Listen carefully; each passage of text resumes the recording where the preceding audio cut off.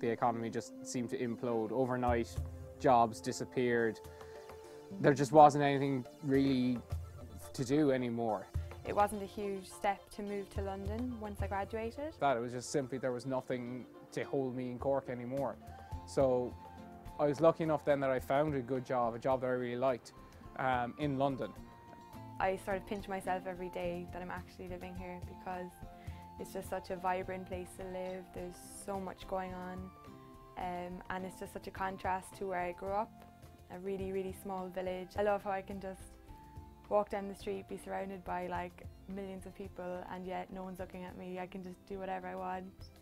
Whereas in Cork I go home and I walk down the street and I get dirty looks because I'm wearing like patterned tights.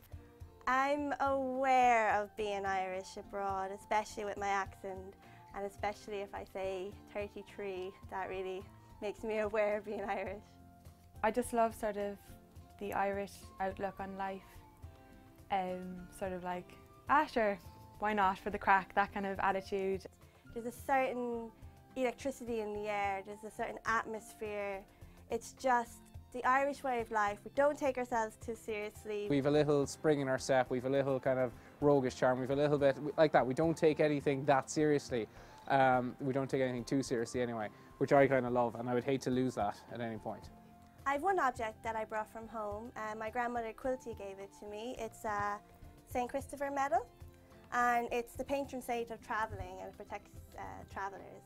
I'm not very religious, but it's nice to have something from home, and I do feel protective wearing it. People don't really know that much about the Irish history, like particularly my English friends, like a lot of them didn't really know the difference between the Republic of Ireland and Northern Ireland and all that kind of thing, which kind of shocked me because it's such a big part of both our histories. There is some cultural baggage that comes with being Irish. I mean, everyone thinks you're fond of the drink. I try not to drink as much as I would normally.